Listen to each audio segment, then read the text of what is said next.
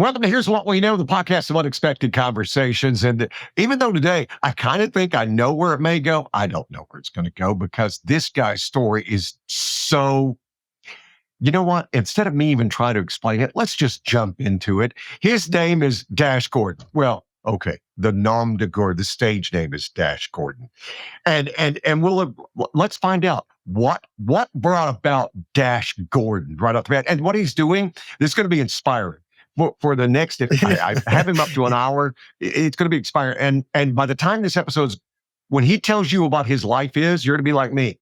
You're going to be tired and a little disappointed in yourself. I'm just warning you straight off, right off the bat. How are you, buddy? I'm good, Gary. How are you? I'm well, and I've told you before. We have a mutual friend who said you need to talk to this guy, and I'm like, why? And she sent me the information, and I said, who does this? Why does God make better people than me? That's one of the reasons when I get up to heaven, I'm going to go, hey, God, hey, thanks for everything you did for me. But why didn't you make me like that? What was it that kept me from being like that? And he'll look at me and go, you kept you from being like that. That's what it is. You are hilarious. No, I mean, you do great things too. I mean, I'm honored just, the fact that you reached out and said, hey, let's get you on this podcast and, let people know what you do. I mean, it's a big deal because it's growing and, so many people are learning about it, and it was completely organic. This was never where I'm at today. I'm wearing this shirt, the Dash Gordon Foundation. This was never in the cards. It was never a vision. It was never a dream. It was never a thought. I didn't even know that this was going to even happen. And, my wife got really sick in 2022 and November of 2022, and she was in stage 5 kidney failure, and we had some concerns. And so I wanted to take her like on one big vacation, and then I was like, but we're in a good financial position. I don't want to pay for it out of pocket, especially not knowing what the future holds. And by the way, she is doing better. She's definitely doing better. I think this whole Dash Gordon thing has been a healing concept for her. And I said, you know what? I'm going to DoorDash. And she thought I was crazy. She's like, we don't have to do that, Tim. I mean, come on, seriously. We just pay for the vacation and go on. I'm like, no. I don't want to. Let's DoorDash. So we kind of tag team. She'd go out with me and she'd help me find the residences. And it was fun. We did it, January and February. And we even added some friends that were doing it, and we'd see them from time to time. Well, finally, like early March, I just got really tired of the fact that nobody would come to the door. Very few. If you do 10 deliveries, one person may come to the door.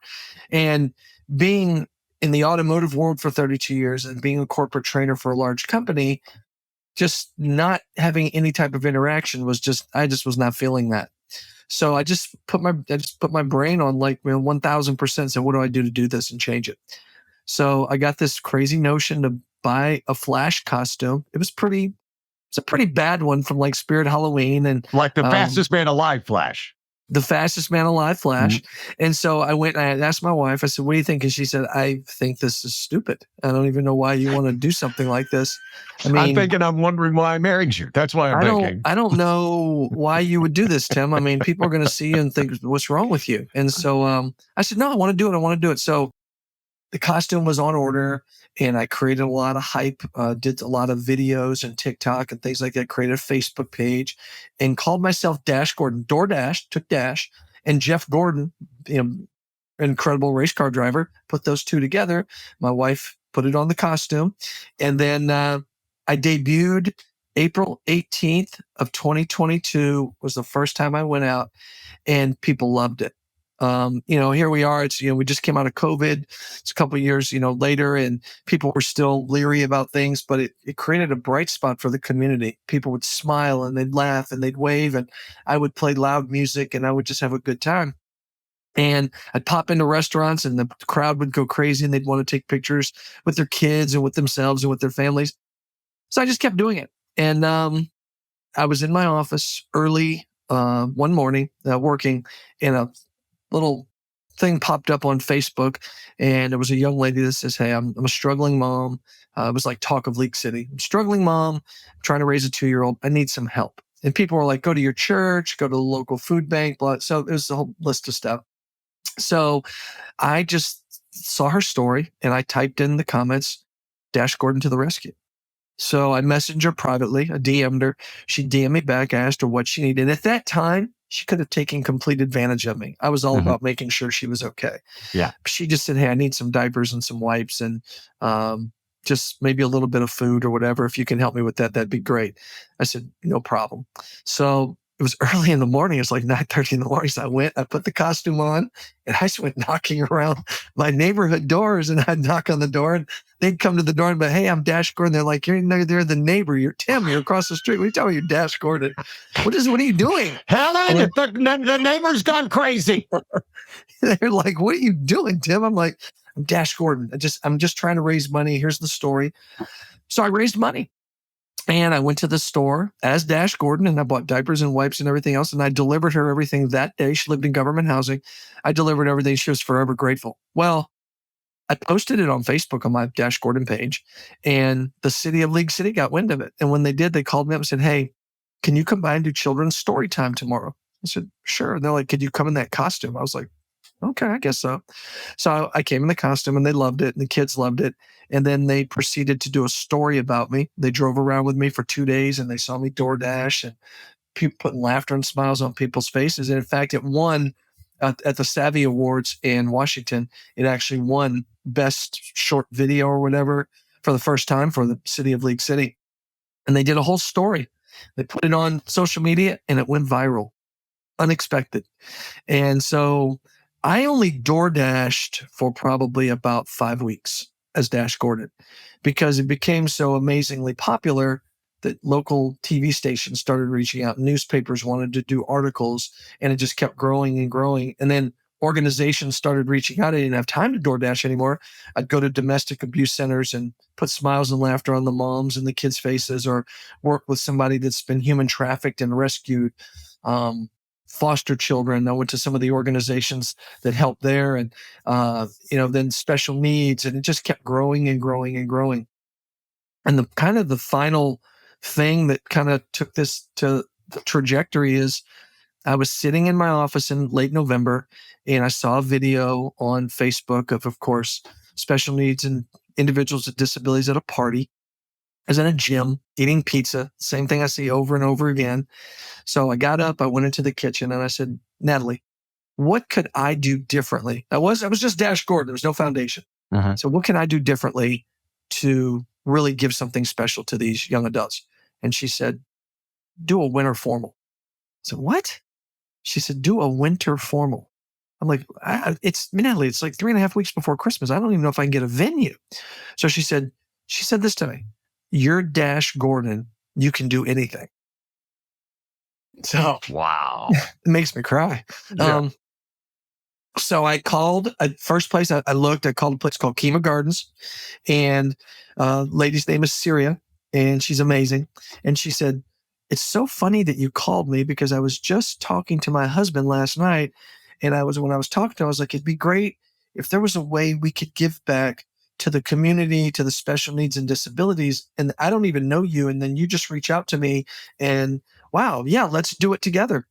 So wow. the next day we okay, that's a God thing. I mean, you can believe whatever you guys want to believe.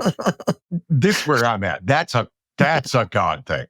So the next day, one of the special needs moms created a flyer for me, and we posted it at like, I don't know, noon. I'd hyped it up. Winter formal, it's coming. I did all this stuff. It took 5 hours and it filled up in 5 hours. And so I was like, wow, okay. So we took it down and we got everybody ready to go. And then the city, so many people came and they decorated and the food was donated. And of course I DJ'd. It was beautiful. It was a beautiful dance. And we had over 200 people that showed up for the dance. We had valet parking. I mean, it was amazing. And a local, like I-45, kind of like a local channel came out and they videoed it and they put it on their, they had like 300,000 or 400,000 followers and they put it out there. Well, ACU Credit Union, one of the local banks, reached out. The president called me. I said, hey, man, are you a 501c3? I saw your video. I love what you're doing for the community. I said, I don't even know what a 501c3 is. And he says, well, it's a non-for-profit. I said, man, I'm just this guy walking around in a costume, making people happy, working a regular job. What do you want to do? He goes, well, if you become a non-for-profit, what we'll do is, he said, we'll help you with all of that. If you decide you want to do it, create a website, we'll take care of everything. We'll take care of the attorney's expenses. We'll take care of everything. So I said, okay. So I got my buddy Ben to help me out and build a website. And he and I partnered up together. He's one of the founders of the foundation as well. And February 6th, we met with the attorney. We brought our board that we put together and assembled, Dash Gordon Foundation, Inc., and we applied for our 501c3 on February 6th. We got the letter from the IRS and from the state of Texas on February 16th. It was done. We were a 501c3. It took 10 days. I was like, and the attorney's like, I don't know how this happened. They must have made a mistake. He said, nobody gets a 501c3 in 10 days. We didn't do anything. Got thing. Okay. All right. So after that, man, it just, ABC, Fox News, the Houston Chronicle did a huge article on me. Cosplay in America, who does Anime Con and Comic Con, Ejin Chen, the founder, reached out to me through Instagram and said, I love your story. They did a huge story on me, and they still, to this day, put me on their national website, and they've left me there. Been on Michael Berry, Houston Life. I'm getting ready to go back on Houston Life again. 3 books written and published about Dash Gordon. Wow, man. Isn't that crazy?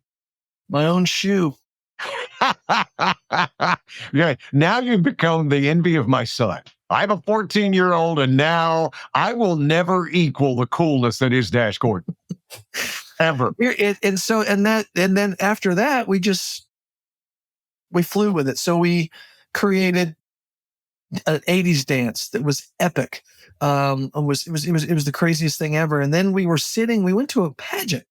This really is what really kind of took it even further. And this is one, your friend's daughter is in this pageant this year. We were at a pageant, a local pageant, and we're looking at each other. Ben and I, we're with our wives. And I'm like, we're looking on the internet. Why hasn't anybody created a pageant like this for individuals with special needs and disabilities? Well, they have, but on a level that's not on a national level, just kind of like on a local level. Everybody gets a trophy. It's beautiful. Don't get me wrong, it's beautiful. But we wanted to do something special. So somebody was on our board, says, I'll head it up. And we got sponsors, and we created the first, which was last year, a night to remember. And it was a Miss Universe pageant for 36 special needs and disabilities women to showcase their talents and their beauty and their disability to the world. And we put it together. It took us about 9 months to put together. And it was the most single biggest accomplishment, other than marrying my amazing wife and having children. It's the single biggest accomplishment of my entire life. Wow. And it was the way we did it, the way people donated, the way between the hair and the makeup and all of the decorations for that. When we did it at a venue that would hold about 900, over 700 people attended. We had a great producer. As each girl took their walk in the evening gown, we played a 60-second voiceover of the mother's story of her daughter. So everybody was just screaming tears. Then, of course, we had talent. We had dancers. We had comedians. We had, it was incredible. And I probably cried like 50 times. I was in the front row and I was just bawling. And people were like, are you okay? I'm like, I've never been so happy. I've never been so happy. So we just kind of want to do everything at a level that the kids and the young adults and the parents will never forget. It'll be however long we do this for, it'll be memories that last forever. And we're making sure that all of these individuals get an equal opportunity, and maybe sometimes even better than young adults and people without disabilities. Our motto is we've made actually having a disability and a special need like really cool. Well, I love that. There's so much to unpack on this, what you just told me. There's so much to unpack. I love the fact that you said we highlight their disabilities. You and I'm a little older than you, but I think we grew up in that thing where you literally try to hide it. You literally try not to ever acknowledge what's wrong with them, right? Yeah. And using the word wrong was wrong, right? Instead of I love it, it's what's different about them. I get that. I have vitiligo, and if you're not watching the thing, I have spots. I lost all my pigment. It came back.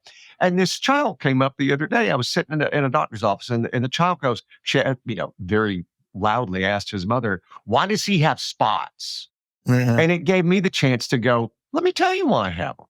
You know, and I ended up going, God makes us all different, and this is how He made me different. And look at you, you have classes. That's how He made you different. Isn't that fun? Isn't that fun that we're Right. not all the same? And it gives you a chance to do that. I love that you highlight that. What the other thing of it is, by the way, you won't ever stop being Cash Gordon. Matter of fact, let me tell you something. You'll be the first. You'll be the first guy who wore the outfit. Yeah. Then there'll be the second, and then there'll be the third, and the eighth, and the 29th, and the 148th, right? You've started something that will outlive you, which is how amazing is that you've been that blessed? And that's all the beautiful thing about children is that they outlive us. They're our gifts, right? Sure. And this has become your child. It is amazing, and why I love your story. And again, there's a lot to unpack. If you think you can't change the world, this man proves you wrong. He proves you. This is a guy who decided to dash DoorDash and found an opening and decided to look for human connection. And then, as I said, I'm a man of faith and I freely admit that. God goes, no, that's what you think you're doing. I got bigger plans than that, Chief. I got much bigger plans for that. And it's amazing to me. Have you always been that problem solver? Because you realize that's what you are. And when you sit back and you're saying, the carbon and corporate training and stuff, I mean, when I hear that, and I don't even know all the history of you, it seems like you're that guy, and thank God for them. We all need problem solvers. Is that who you always been? I don't, I have to look at how I grew up. I didn't grow up in a real stable environment. I mean, I come from 6 foster homes, 2 shelters, finally adopted at the age of 9 years old to abusive family. I left home at the age of 17 because I couldn't take it anymore, found my real parents, moved to Rochester, New York in 1982, reunited with my mom and dad. I got back into high school, right in my senior year. I played baseball. I found my mom April of 83. We're just talking about 5 months after reuniting with them. She passed away. I found her dead on the bed at the age of 38. And then 6 weeks later, the night I graduated from high school, my dad died. So I was just kind of like, you go from all of that, you find your parents, and all of a sudden now you're back to just living on your own. So, I mean, I think because of those experiences, I had to find a way to solve problems. So, and I didn't probably always solve them the right way. This Dash Gordon thing, what it's done for me and my wife and anybody will tell you, it took a not so humble, not a guy with a lot of compassion for other people because he'd had a tough life. It turned me completely around. And so, that's why all of my social media at the beginning, it was self-serving. Well, once I realized that's not how this is going to grow, Rita Garcia asked me on air. She said, "When does it end?" I said, "It ends 2 ways. It ends if I make it about myself. It ends if the community decides they don't need me anymore." And she said, "Sounds like you're going to be doing it a really long time." Mm-hmm. I was like, so I battled in 2023. I was like, I would ask God constantly, "What are you trying to do, man? None of this makes any sense. And why am I wearing a costume and running around? And, I've got a regular job and I've got kids." And so somebody invited me to go to Kima, sit on a pier, just quiet and just pray. And it was a beautiful sunrise. And so I stayed out there for about an hour. And finally, when I got up, I was like, okay, months I've been asking you, what's the deal? And finally you want to reveal it after all this frustration. And I came home and I said, "Natalie, I figured it out." She said, "What?" I said, "God told me just point blank, just like this. I'm driving. All I need you to do is get in the vehicle. I'll take you to every stop. You go do what you do. Get back in the car. I'll take you to the next place." That was it. And I've never second guessed it again. What's that like? And I'll tell you, I talked to one of the guys I've had on the podcast has a story similar to yours. Same thing. I mean, kind of a very similar background, and went through a number of horrible situations as a child, and and told me. And this is a guy who's a CEO of a company now, and he told me that it was the same thing, that he was having a quiet time, and he was not really even praying. He was kind of angry, yelling at God when he literally heard God's voice going, "You don't need to be angry anymore. You you don't need to be angry anymore." Sure. And he goes, "I heard it as clear as you and me talking." And I'm like, "Wow." I said, "Do you realize what amazing blessing that is?" He goes, "I do." And he's dedicated his life to charity. Same as, I mean, what you're doing now, he's dedicated his life. And it's amazing when you guys have that clarity moment, right? And it's almost like, and this is my take on it, because my life, my childhood wasn't perfect, but it was nothing like what yours is. It was beyond blessed compared to what yours was. It's almost like at some point he feels like he owes you, right? And he goes, "Listen, okay, let me tell you, this is what we're going to do, and this is how we're going to do it." And I just find that such a powerful testimony you have, that when you look back over your life, you had no idea when you were, and I can only imagine feeling abandoned and unloved and unvalued, and inside a kind of a worthless feeling, which was all along a lie, all along. Sure. That here it is, you've been given this chance to change lives and change the world, even as grandiose as that sounds. The reason I loved your vision and your story is that this is the first part. This is going to be something that, years, decades from now, my sons are going to go, "My dad talked to that guy. The guy who started that. My dad talked to him." That's how big I think it's going to be. And I don't, I wish I could disagree with you probably because, it is a lot of work, but it's a lot of beautiful work. Yeah, I mean, I think God knew, he knew me well enough to know that that's how he could reel me back in. He said, I can use this to bring him back, and I can continue to let him do this, because what you'll hear a lot of people saying, I'm very proud of this and I'm glad, I'll walk away, and whatever person is that I was talking to, and I was talking about Dash Gordon or whatever else, they'll say, God's got his hand on that guy. They feel it. And so I just, yeah, I don't know. I'm going to let it just continue to grow. It all grew organically. I mean, when I look at these 2 years, And it's only been 2 years. Can we, as we talk right now, it's been only 2 years. 2 years. I don't, when I mean organically, I mean, I really mean it, between the publicity and the social media and all of the shows and news channels and everything and the books and all this kind of stuff that's happened. I never called anybody. I got a message from Messenger. Hey, can you come here? Hey, can you do this? Hey, can you do that? Would you do this? Would you do that? And I was like, sure. And I made myself available. Well, that's the thing that the parents have relied on now for these individuals, is they're like, the biggest difference between you and most of these people is you're relevant daily. You call the kids, you FaceTime the kids, you text them, you come to their birthday parties, their graduations, their get-togethers. You're at everything. They see you every single week. Yep, Dash Gordon's here. Of course he is. So there's Dash Gordon. Oh, Dash. You go to their theater performances. You sit in the front row. You wait for them. I mean, it doesn't make a difference. And the biggest thing is, every one of their names. And I'm like, yep, I do. And the reason I do that is because I was told at the beginning, it's person first, then disability. But if you have a good memory, if you just remember their name, you never have to worry about the person first and their disability. Just call them by their name. So I make myself available. I DJ their birthday parties. I DJ all the events for the area into Houston. I've gone all the way to Dallas to DJ for some events there. But it's becoming, and it's growing, and people are wanting me here and they're wanting me there. And, my board does a really good job scheduling me and getting me out there. But yeah, it's a beautiful thing. It's the most beautiful thing. Like I said, other than having kids and my amazing wife, it's the most beautiful thing that's ever happened to me.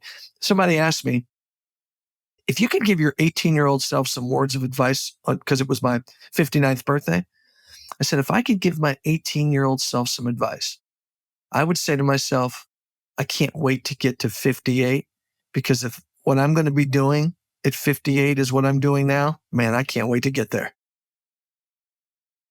The secret is I made myself available. All I wish right. I'd have known that 40 years ago. It's something we all need to hear. You should have it on the back of your wall right there. You need to have somebody just paint that in. The secret is I made myself available, Yeah. because that's what you did. That's what, the fact that it just, as we said, the organic part, that I'm delivering DoorDash and nobody comes out. And let's be clear, we're as guilty of it, because usually when we're door dashing, it's because my wife and I are on home, right? So we have them leave the food out so my kids can pick it up and stuff like that. But thank God for people who say, "Oh, let's have a connection. Let's have a moment here. Let's bring this in." And that's what we do. It is, in the end, it's human to human. I mean, if you sit back and we've seen the mentally ill out in public. And a lot of times they're not starting off with a mental illness. They've done studies with this. If humans are left to themselves, that's when they hear the voices. Right. Your brain will create a community. And not all of them are wonderful people, because they take the worst parts of ourselves. We take the worst parts of ourselves and do that. And that's how much we need community. And the fact that God placed that on your heart, and the fact that, you're not going to say it. Let me give you some kudos for you people who've gone through like that. And my buddy Matt and my buddy Josh have such similar stories to you. It crushes my heart to know that that is existing. But the fact that you three guys were able to release the anger, and you were able to release the bitterness, Mhm. and just open yourself up to, hey, I made myself available. That's it. It is, I hope you realize how special that is. Well, I do, because I see the impact it's making.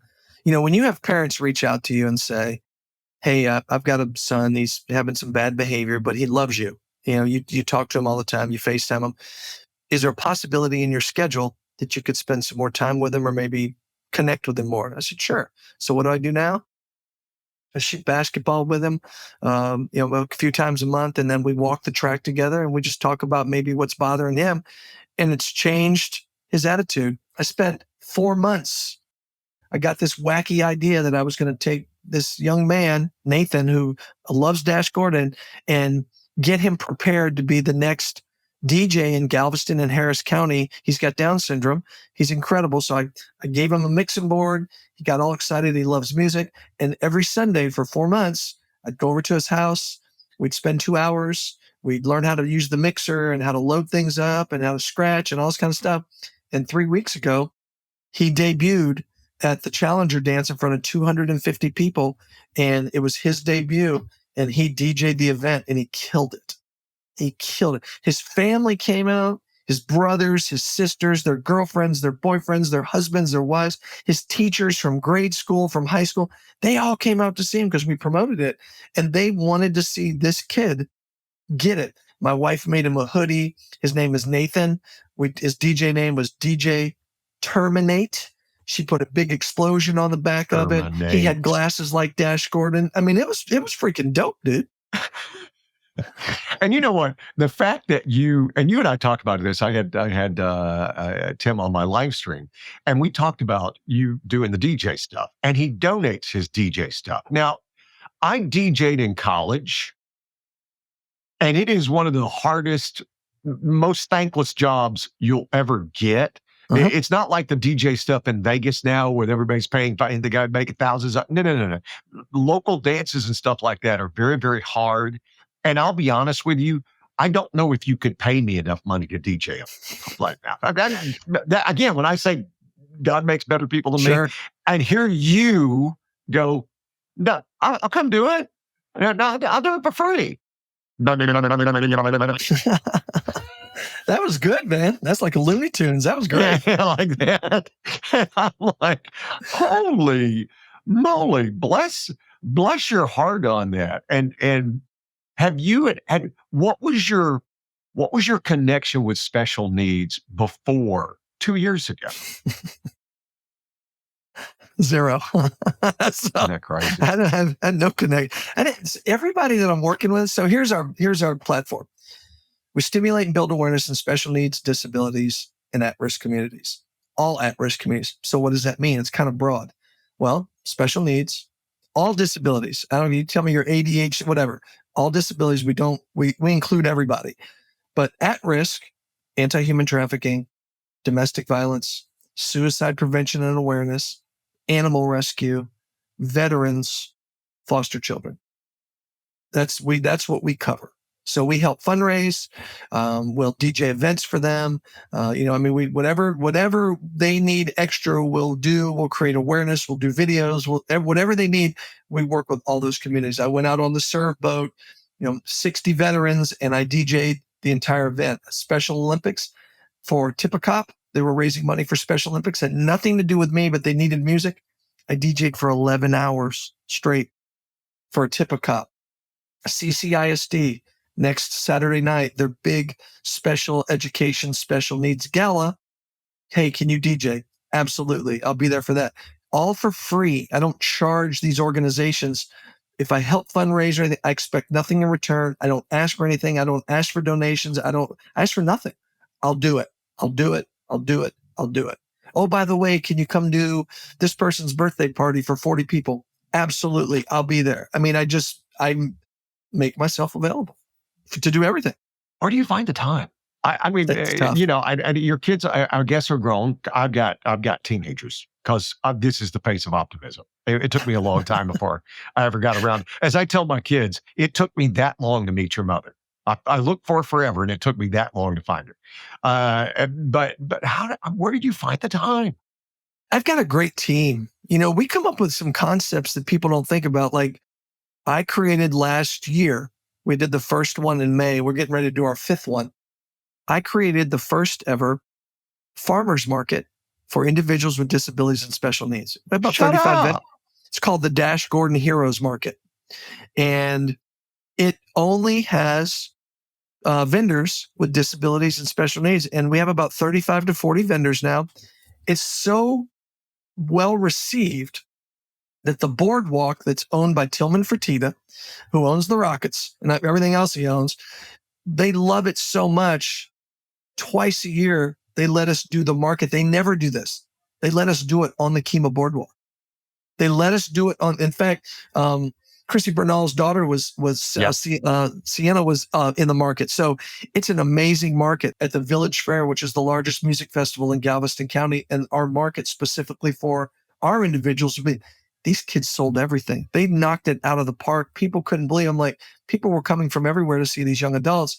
But I'm like, who doesn't think we have farmers markets everywhere, but you never see a lot of individuals with special needs or disabilities selling anything. Why don't they get to showcase what they do? We're just going to continue to let the world know this. Every single individual with a disability or special need or whatever else that's been put on this earth was put here to be seen. That's it. They're not to be pushed aside. They're not to be a second thought. They are pushed to be, they're here to be seen. And so we're going to make sure that their voices are like a Bose stereo. You are going to encounter an individual with a disability or a special need, and you are not going to have a choice because we are going to put it in your face. I love it. It's yes, that's where we are in society today. That yes, everybody, there are no mistakes. Everybody deserves to be a part of our community. Correct. And I would go to that farmer's market right now today. I absolutely. I don't. Matter of fact, I can't imagine anybody who's listening right now would go, "No, that's not for me." And thinking that way and continuing how each little widget leads to the next widget. Each little bump in the road leads to the next path. Correct. And it's amazing And again, you have your team and you have all these things in that. But I reiterate, it started This with a guy sitting in a car. this guy right here, this Yeah. is one of our vendors. His name is Josh Hodson. And I know this looks like it's a kit. Well, tell But what this it is, pin, because there's going to be a lot of audio listeners here. well, there's this is not a kit. He made this. This is planed. He made this from scratch. It's a Built pin. this. That's a pin. Here's one that's made out of, I think this is balsa wood. He made this from scratch. He has his own machine that he does, and he designs all of this. And then, Wow. he has autism. Mhm. He's incredible. The Skittles band that I promote. Here's a band that people were taking advantage of because it's a special needs cover band, and nobody wanted to pay them. They're putting tip jars out, and they're going home. These food truck parks are making money off parking and liquor and beer and food, and these guys are walking away splitting 4 ways, $25, and they play for 3 hours. I said, no. I went out, I saw them play. I said, this is going to set these boys up for life. I met with all the dads. I brought my board out. I said, this is what we're going to do. Finish out your year. We're going to start your tour February of 2024. You're going to start the Skittles tour. The dads I said, look, get merch. I need you to get shirts. I need you to get hats, get all that stuff ready. You guys are going to make money. No, I'm just telling you, just follow. Let me lead you. So we put everything together. We had their first show February of this year, and they played in Friendswood in front of a crowd of over 400 people. Beautiful venue. They walked away that night. They killed it. They played for 3 hours. They're called the Skittles with a Z. We bought them jackets, the real cool glittery jackets as a foundation. We got them light up shoes. I mean, they came out like rock stars. We got all the best sound equipment so that they would sound amazing. And they walked away that night. Not only did they sell a couple $1,000s worth of merch, I mean, these guys probably hadn't made $500 since they've been a band, but they walked away. We donated the concession sales to the Skittles, $1,300. I gave them a check. Here, $1,300. Very next show, they got booked in LaPorte. They sang in LaPorte. Between the amount of tips that they received, plus what the venue paid them, they got $1,200. Saved $2,500 in 2 shows. 2 weeks later, they play at Froberg's Farms, and between tips and what the venue paid them, they made $1,100. It's been nonstop. They're so good. The Kima Boardwalk saw them and saw some videos that I posted on thing and said, we want them to play on a Saturday night from 5 to 8 on the Kima Boardwalk on the main stage.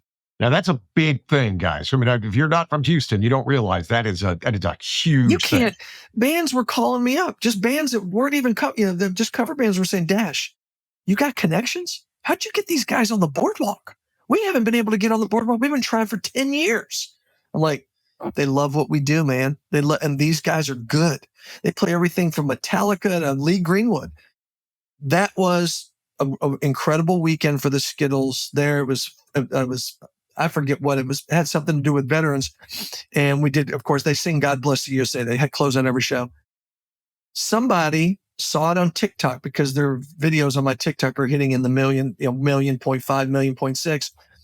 Somebody who's best friends with Lee Greenwood's wife saw the video on TikTok, called Lee Greenwood's wife and said, these guys are singing. Lee Greenwood tagged them on his Instagram page and then went back and liked their Facebook page. Wow. I'm like, what is going on here, man? Well, it takes somebody to care. And that's crazy. That's the thing that I'm trying to get. And when I say y'all need to care, what you need to know is that means I'm talking to me. I need to care. I need to care like that. I need to look for opportunities like that. I need to make myself available like that. And if we can all have that same thought, what am I doing to be available? What am I doing to do that? Heck, if you have a venue, wherever you're listening at, or if you know somebody venue, the Skittles. I'm just saying that right off the bat. I'm sitting here thinking some of the venues we have here in California, Northern California, and I'm like, I could make that happen. I know people. Wouldn't we love to get the Skittle and have that become a whole new trend? And it starts with them. Look for these kids, and they're not the only ones. Look for these kids who you're have big in that option.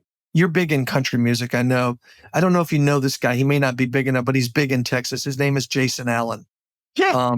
Okay. Well, he and I have become friends over the past year, and he hooked up with a young man by the name of Trey Brandt. Trey has Down syndrome.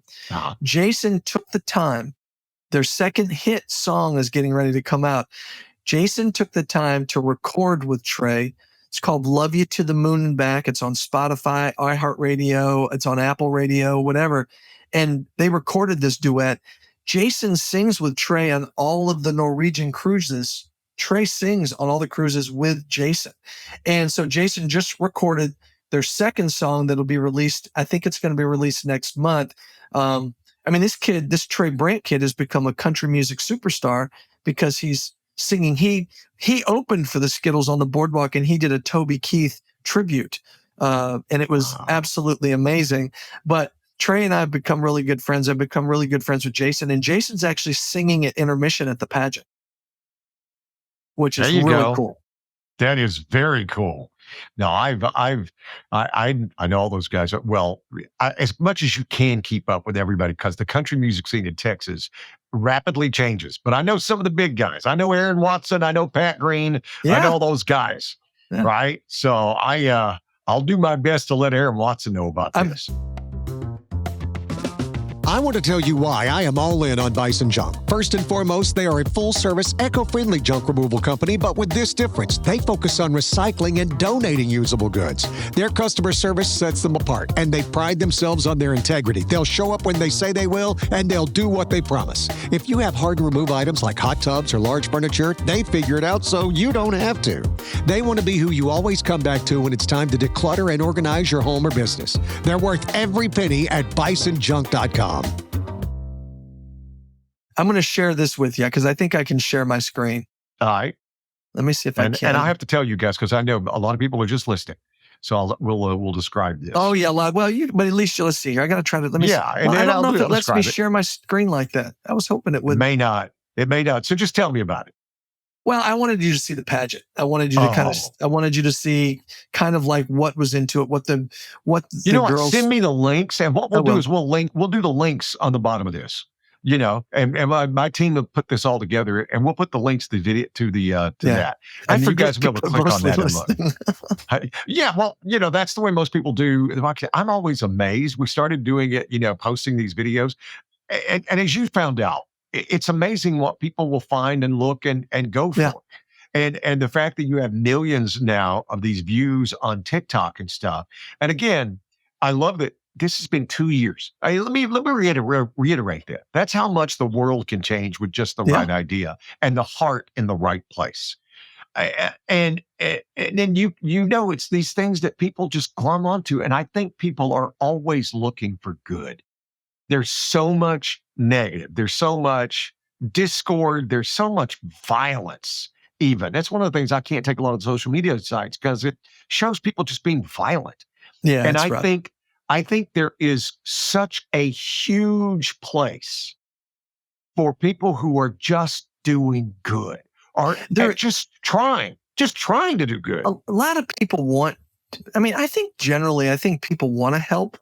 I think they just don't know how. And I think that if they can somehow find something that they can either give to or be part of or volunteer with or whatever else. Because I volunteer, I'm part of Lions International. So I'm a Lion.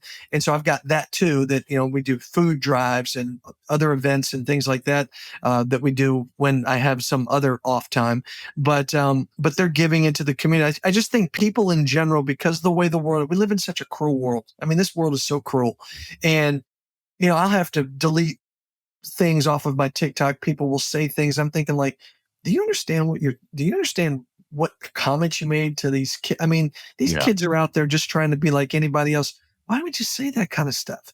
And so, I monitor it, closely, but the world can't help itself, man. And, but that's okay. My whole thing is when when I meet God, when I'm standing in front of him, and I'm going to be me, there's no doubt about it, I'm going to be me. And I'm just going to look at him and say, look, bro, before you decide to either open the gate or send me downstairs, tell me this. What was that all about? What was that all about? I mean, that's just like, I just got to know. I mean, I am not trying to call you out, God, or anything, but I just got to know. What was that? However many years it was, 75 years. What was that 75 years all about, man? Mhm. And it was, it was not that I'm speaking for him, but this is just my take. I was waiting on you to get to that place. Yeah, I've been waiting on you. I've been with you. I've been with you on those nights when you were a child and you felt abandoned. I was sure. with you when you felt nobody loved you. I was with you when you were scared from being abused. I was with you that entire time. I was growing you into the person that was going to change the world. And it was going to take me 58 years to do it. But that's okay. It was going to take you 58 years to do it, not me. But you were going to get to that one point in your life where all of a sudden you saw everybody for what they could be, not for I what did. they were, but for what they could be. And it took you that long to buy into my vision Yeah, because that's what I do. I see what you can be. sure. See, now you're going to get me all emotional. Dude, I 'Cause- gotta be honest with you, man. I kind of feel like a lot of those people feel about me. I'm kind of like, I leave this podcast shuts off. I'm like, you know what, man? That dude is definitely got the spirit of God all over him and a light shining in that office because, man, you're just a good, genuine guy. And, the way that you speak, it's like it's almost like God is speaking through you to make sure that whoever you're speaking to, they continue doing what they're doing. It's almost like a reassurance. Like, look, God's telling me, keep it going, man. Just keep it going. It's going to be all right. Well, that's the nicest thing you could ever possibly say to me because I can't possibly, I pray for that. I tell you the truth. Before I do any of these podcasts, anytime I do these, I have a prayer where I go, Lord, use me. I don't have anything planned. I don't have anything planned. Whatever you need, use me. Just Sure. let me do whatever you need me to do. And I've been so thrilled and so excited about this because I see you working. And like I said, it's just the very beginning. And you're starting to get a feel for that this is going to be huge. And it's going to be huge. My favorite saying in the world, and my kids and my wife and my family are tired of hearing it, is nothing ever turns out the way you think it will. Good or bad. Good or bad. Nothing ever turns out the way you think it will. That's an accurate statement. and as I've said, there's no drug on the market. I shouldn't say no. There's very few drugs on the market that started out for what they were intended. Correct. And so you just never know how things are going to play out. Yep. And that's why I always encourage people, don't get too excited. Don't get mad about stupid stuff like politics. Because let's say your side wins. Doesn't turn out the way you think it will. Let's say your side loses. Doesn't turn out the way you think it will. Because you just don't know. But We just you don't can't. know. Yeah. But what really you can know is your heart, and you can know your intentions, and you can go, I'm going to help this community. I'm going to make sure these kids be seen. I'm Sure. going to help. There is such a thing as sex trafficking. There is problems with the foster care. There are parents who are overwhelmed, and I can help. Yeah. And I can definitely be a voice because, I've got some experience in that area. And now I've got experience with the disabilities and special needs. I've got experience with anti-human trafficking. I understand it. It's tragic. I've got experience with domestic violence and those issues now, maybe because I've met with so many people and I work with so many groups. So now I'm educated. So now I know what to do and how to help and what resources are out there. And, people say this thing, just know, I mean, you started something and just like you're saying, that's going to go, you're such in the infancy stages. This thing has a lot of legs on it and can really, a lot of trajectory on this. And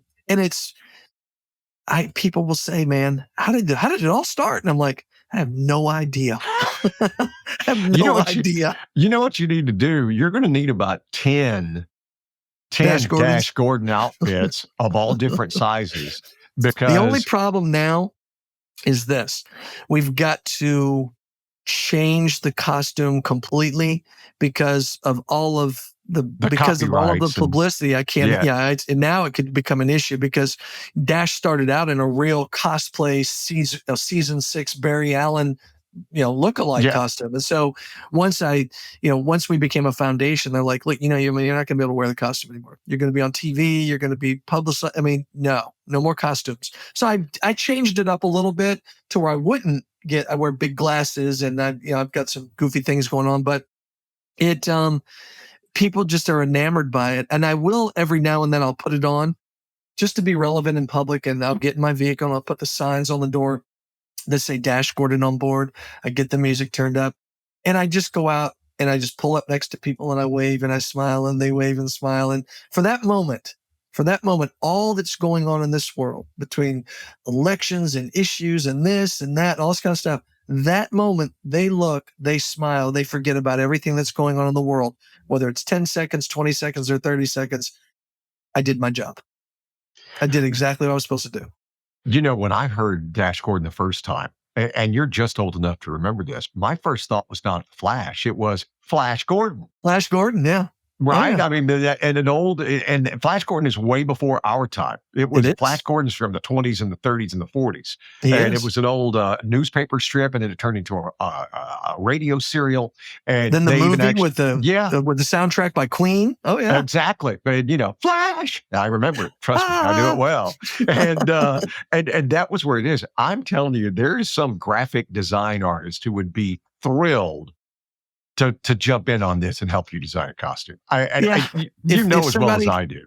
That'd be great. I'd wear it a lot more. What we're going to do is we're getting a couple mannequins to put the costumes and retire them. So when we have big events, people can see, oh, that's what he wore. Wow, that's kind of crazy. That's the Dash Gordon. That's kind of the Dash Gordon costume. A lady from TikTok made all of the girls from the pageant DGF bracelets. They're all in purple, but she made one specifically for Dash.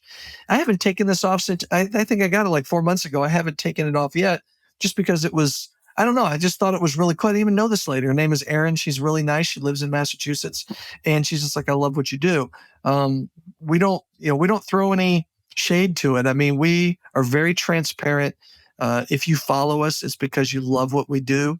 If you don't, it's okay. I mean, I know this, that, I'm learning so much about the community, and this is what people have to realize. For every regular school bus, there's a special needs and disability school bus.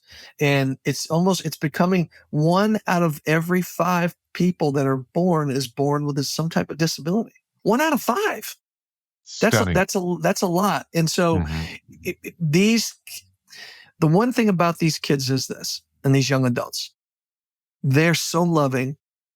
Anybody with a disability, same thing. It's hard to believe you're somebody that's a quadriplegic or a paraplegic, whatever, the joy and the love that they show you because they feel like they're here to serve you. The joy and the love that they show you, and they're so exuberant for the day and the hugs and everything else, to know that the next day they wake up, it's going to be the exact same thing.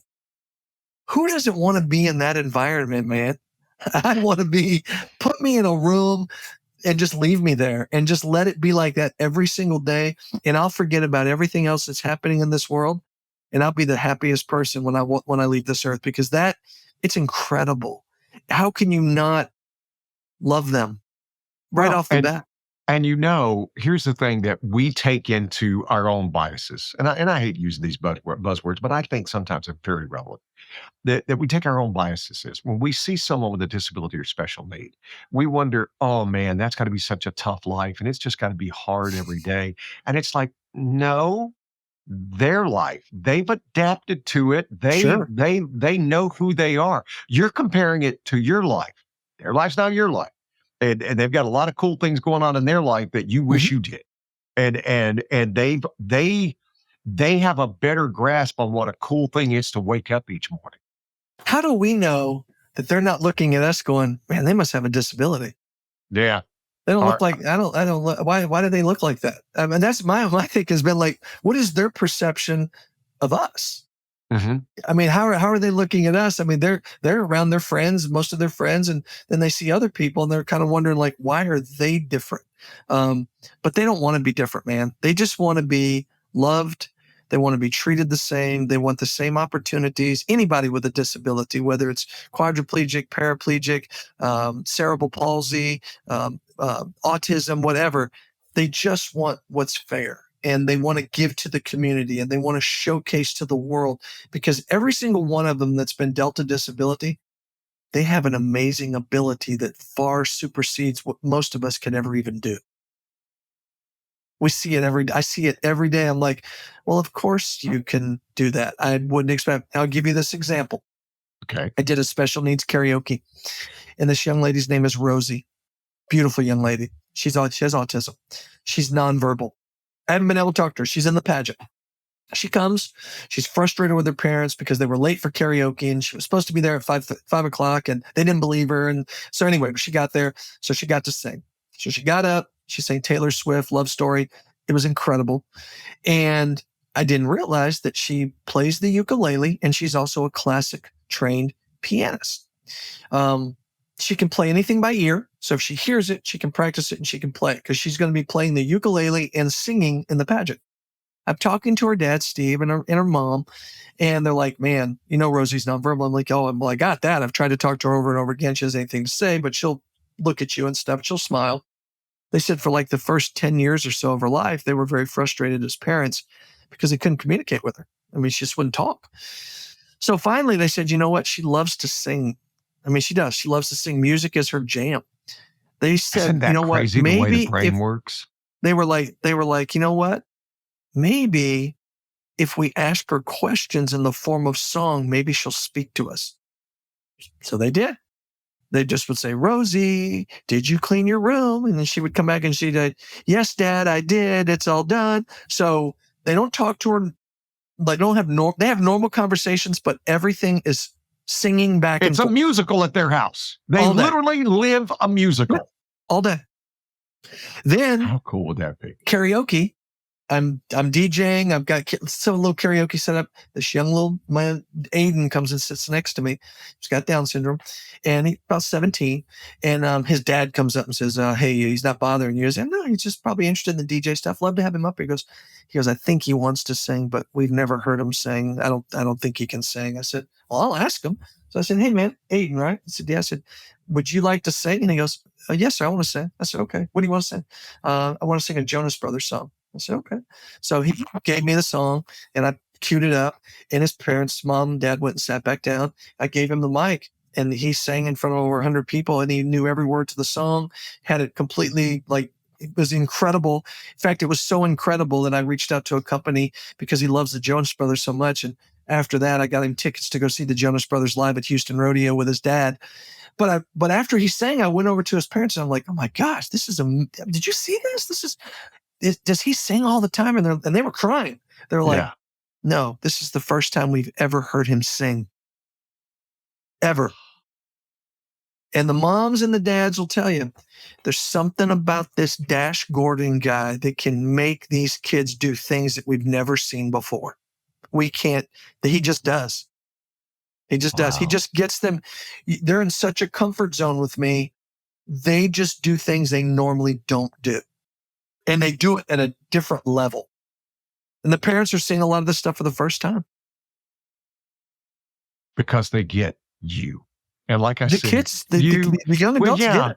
As I said, and not living in the past, but everything you went through, you now know why, right? Yeah. You get why, because it made you this person. Everything that went wonderful and horrible and everything, all of that stuff we talked about. Now you realize what it was for. That I don't know if you're going to have that question when you get to God. True. I think you'll have some more cool ones because you will know, I get it, right? To get a certain kind of cake, you got to use certain kind of ingredients. And if you could go back to that 10-year-old self and go, hey, buddy, I know it's hard, but my gosh, when you get to where I'm at, oh, baby, all this stuff will make sense. I promise you, all of it will make sense. Man, and that's the joy of it. And I think that's why people buy in. And I'm not talking about kids, and I'm talking about everybody who meets you and all those charities. they love what you're doing, but man, when they meet you, that's if I was helping you run your charity, and I'm not, but I'm just saying, here's our secret weapon. You know what we got to do? We got to put them in a room with Tim. That's all we got to do. If Yeah. we can just get them in the room with Tim, we're done. Everything else will take care of itself. I'd be the most amazing business consultant in the world. Yeah. What do we need to do? We're going to put them in a room with Tim. Wow. You're amazing. Yeah, I know. It's what I do. Yeah, I love it. It's great, man. It's great. You can find all the links. This thing is going to grow. I only have him for an hour. This is the busiest man I think I've ever known. I now have the answer. I've always told everybody I am the most blessed man you know. And I don't know who's in second place because I'm that far ahead. I now know who's in second place. Thanks, Gary. I see him right over my rearview mirror. He's caught up quick.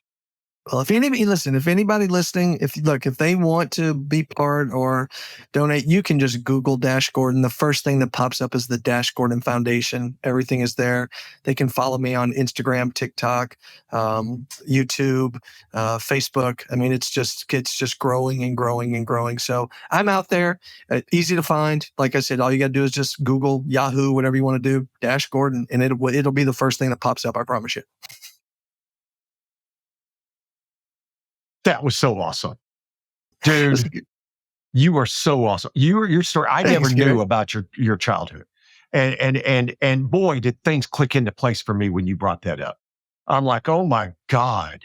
Look what Lord has done. I'm going to leave you with a story. I know you're busy, but I'm going to leave you with a story. And this is how you know there has to be something more to this. People, there's a God. So I was in the military. It was 1988. And I was traveling back from Rochester, New York. That's where I was residing, but I was based in Hinesville, Georgia at Fort Stewart. And I ran out of gas in South Carolina. Well, I didn't know what I was going to do. We couldn't, everything was closed. It was a Sunday. Well, my wife was pregnant with my second child at the time. And she said, I'm going to go to that hotel room right there. And I'm going to find somebody who's going to give us the money to get us home. I said, well, you do whatever you want. I wasn't as bold then as I am now. Yeah. So she did. First door she knocked on, I could see an older couple. Opened the door, let her in. She was out within minutes, came back. She had $10. We filled up the car, got a couple drinks, and headed back to Hinesville. Well, about 2 weeks later, I asked her, I said, hey, did you happen to maybe get the guy's phone number or address or something so we can send the money back? I'd really like to send it back to him. She says, oh, I do. It's in my purse. Well, before I was Tim Glover, I was Mark Evan Young. My dad was Charles Young. And of course, my dad died in Rochester, New York. My dad was from Fort Worth, Texas. Well, she brings me the piece of paper and it says, Jack Young. I said, Jack Young? I said, that's weird. I had an uncle named Jack. I was thinking, this is a coincidence. I mean, Jack Young, so whatever. So I call and I talk to his son. It's about 9:30 at night. And his son's like, oh yeah, my dad said he helped a young couple get home and glad you guys got home safe. I said, by the way, is your dad around? He goes, no, he's out, but he'll be home about 10:30. I said, okay. I said, can you have him call me when he gets in? He said, sure. So his dad calls about 20 after 10 and I answered the phone and he says, yeah, is this the young man that I helped out? I said, oh, yes, sir, it is. Absolutely. Thank you so much. We'd love to send you the $10 back. He says, oh, no, don't worry about it. It's no big deal. I was glad to help you. I said, do you mind if I ask you a couple questions? He says, sure. I said, the area code that you called from or that I called earlier and talked to you, said, what city is that? He goes, oh, Fort Worth, Texas. I said, oh, really? Fort Worth, Texas. Okay. I said, did you by any chance have a brother? He goes, I had a brother named Charles, but he died in 1983 in Rochester, New York. I said, do you happen to remember the names of his children? He goes, well, he had a son named Mark. He had a daughter named Mary and a daughter named Tammy. I said, Uncle Jack, this is your nephew. And he was like, what? And I said, I was there when your brother, my dad died. I was there and we had this whole conversation. So what had happened, now I'm in my 20s. I haven't seen this guy since maybe I was 3. That's how much time has passed. Yeah. No contact, no phone contact. I've been in foster homes, shelters, adopted, no contact with these people. My aunt and uncle were on their way to Boston for vacation, and they stopped over in South Carolina to take a break before they headed out. And they're the ones that gave my wife the $10 to get us home. Thank you, Lord. See, every now and then, I love these stories because not only do me a world of good, but I love telling my sons these things because I love That telling them crazy or about what? how God is real, Yeah. right? And it's just such a blessing when I can sit back and go, this is what happened. Yeah. This truly happened.